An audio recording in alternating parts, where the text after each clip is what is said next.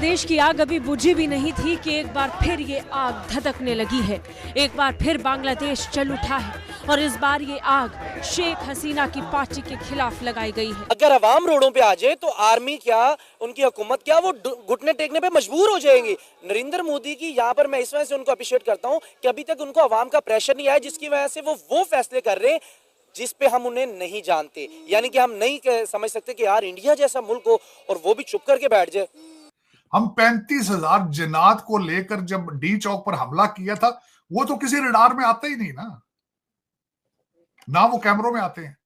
आपके पास जो deep seek जो आपके पास है जिनों वाली, वो तो पूरी दुनिया में किसी के पास नहीं थी। मतलब frankly speaking, the defence minister didn't like naval chief मेरे साथ जाए, ठीक है, और भी मुआहदे थे तो उन्होंने कहा मैं किस किस को लेके जाऊं। सो वो वहां पे ये सिविलियन का एक है। बहरहाल डीप स्टेट प्लस MEA ने मिल के जो है वो ये तासुर दिया है पूरी दुनिया में, जहां जहां हिंदूज थे उनको बाहर खड़ा कर लिया। उन्होंने कहा भाई खबरदार, अगर मुर्शद पाक आते हैं, is the most popular leader, तो बच्चियां स्कूलों में नहीं जाएंगी। पाकिस्तान बच्चियां स्कूलों में नहीं जाएंगी। बच्चियों को घरों में जिन्नात पढ़ाया करें। हम आपको बर्दाश्त नहीं करेंगे। हिंदुओं के साथ जो ज्यादती करेगा उसकी खैर नहीं है। सो हिंदू टेम्पल्स जो थे वो बांग्लादेश में उन्होंने कहा जी सेफ। इसके ऊपर पूरा के पूरा इंडिया ने एक कैंपेन बिल्ड की। इट मींस कि ये एक पूरी की पूरी इंडिया जो है is getting assertive on this. इससे पहले कभी भी बांग्लादेश के ऊपर ट्रैवल एडवाइजरी नहीं जारी होती। यानी कि अपने आप को खुद आइसोलेट करते जा रहे हैं और ये कहते जा रहे हैं कि अपना मुल्क तो संभाला नहीं जा रहा, अपने मुल्क के डिस्ट्रिक्ट संभाले नहीं जा रहे। चंद हजार फौजियों ने आपको यरगमाल बना लिया है और आप ये सोच रहे हैं कि आप नक्शे के अंदर वो दिखा लें, ये दिखा लें। क्या हमारा दीन आपके दीन से ज़्यादा बेहतर है, तो फिर उसके नेगेटिव पॉइंट्स अगर नहीं भी हैं तो वो नेगेटिव पॉइंट्स को निकालते हैं और फिर उसको सोशल मीडिया आजकल बहुत इन है तो इसका यूज़ करके वो। मेरे लिए तो ये शॉकिंग न्यूज़ है कि इंडिया जैसा मुल्क हो और खामोश बैठ जाए। जब आवाम का प्रेशर बढ़ेगा तो चाहे वो फिर डोनाल्ड ट्रंप हो, चाहे वो नरेंद्र मोदी हो, चाहे वो टर्की के तैयब उर्दगान हो, चाहे वो रूस के प्यूटन हो। जब आप एक ऐसी जो इन्होंने एक नई रेसिपी इजाद की है वो आज तक किसी ने नहीं की। इन्होंने कहा कि मौज मेड़ा भी करो, चरस भी पियो, बच्चियां भी नचन, अय्या कनाब दो अय्या कनस्ताइन भी होवे, सारा कुछ होवे, जलसियां नचन से जी करदा ते उमरे दा सवाब भी हो रहा है। इस पे कर रहे हैं। दूसरी बात ये जो हम कहते हैं कि हम मुस्लिम हम दूध के धुले, हम दूध के धुले नहीं है। मुस्लिम भी गुनाह करते हैं और बहुत बड़े बड़े कर जाते हैं। मसलन जैसे अब पाकिस्तान में अगर रेप होता है तो उसमें खाली मुस्लिम रेप नहीं करता, उसमें और भी यहाँ पर रिलीजन रहते हैं, हिंदू रहते हैं, ईसाई वगैरह रहते हैं। हमें क्या पता है कि ये रेप किया तो मुस्लिम ने किया है। हम 35,000 जन्नात को लेकर जब डी चौक पर हमला किया था, वो तो किसी रडार में आते ही नहीं ना वो कैमरों में आते हैं। आपके पास जो डीप सीक जो आपके पास है जिनों वाली, वो तो पूरी दुनिया में किसी के पास नहीं थी। मतलब काले जादू के साथ जो आप वारदात डाल रहे हैं पूरी दुनिया में, मैं समझता हूं उसका तो खैर। चीमा साहब देखें, एक ऑक्सफोर्ड ग्रेजुएट ने तब्दीली के नारे से हट के रियासत मदीना का ख्वाब बनाया। अब सऊदी अरब वाले जो है वो बॉलीवुड के पास चले गए। वो कहते हैं कि वी आर गोइंग, हम तेल से हट के वो दुबई को कॉपी करने की कोशिश कर रहे हैं। अब मैं वो देखता हूं तो अब क्या चूरन बेचेंगे? अब चूरन तालिबान का बेच रहे हैं। वो पूछें क्यों? मुर्शद साहब कहते हैं कि जो तालिबान का कल्चर है, लड़कियों को स्कूल नहीं भेजा, तुम्हें क्यों प्रॉब्लम है? अब आपके कंट्री के अंदर अगर मैं कहता हूं, it's not a good thing, अगर मुर्शद पाक आते हैं, is the most popular leader, तो बच्चियां स्कूलों में नहीं जाएंगी। पाकिस्तान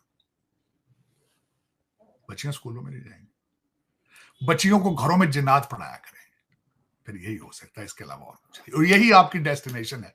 देखिए, मैंने आपको कहा था चीमा साहब, आप एक ऐसी जो इन्होंने एक नई रेसिपी इजाद की है वो आज तक किसी ने नहीं की। इन्होंने कहा कि मौज मेड़ा भी करो, चरस भी पियो, बच्चियां भी नचन, अय्या कनाब दो अय्या कनस्ताइन भी होवे, सारा कुछ होवे, जलसियां नचन से जी करदा ते उमरे दा सवाब भी हो रहा है।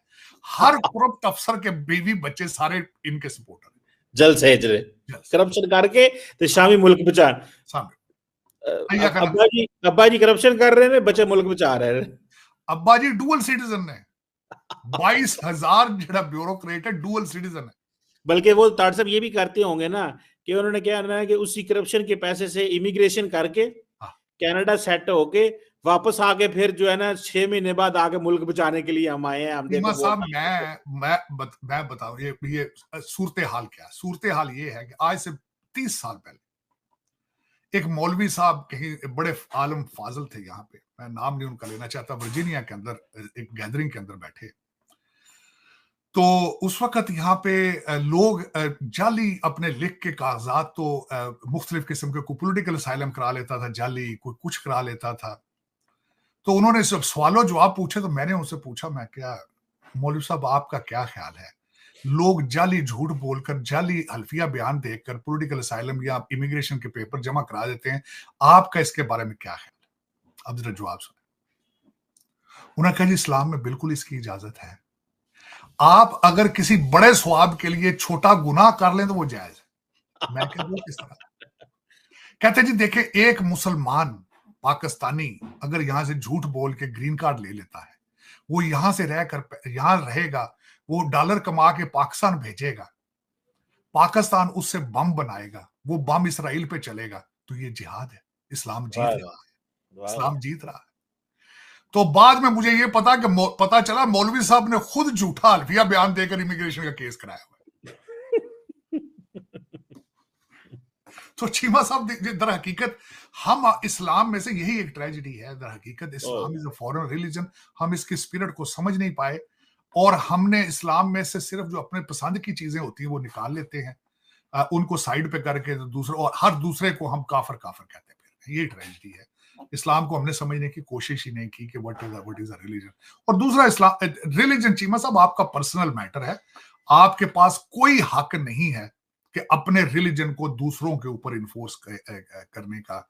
सारा दिन आप यही ड्रामा करें, आप खुद कोशिश करें, पहले आप अच्छे इंसान बनने की कोशिश करें। लेकिन ट्रेजेडी है, Islam is a foreign religion to Pakistan, language भी नहीं है, कल्चरल बैरियर भी नहीं है हमारे, हम समझ नहीं पाए इस चीज को कि व्हाट इज इस्लाम और how to become a good Muslim और how to become a good human first. तो बस चीमा साहब, ये दुनिया इस वक्त जो है, इस वक्त चीमा साहब सोमालिया पे अटैक कर दिया है आईएसएस के ऊपर, लोग प्रेडिक्ट कर रहे हैं कि अफगानिस्तान पे भी जो है वाशिंगटन डीसी के अंदर अफगानिस्तान के आईएसएस भी जो है they are on the radar. अच्छा,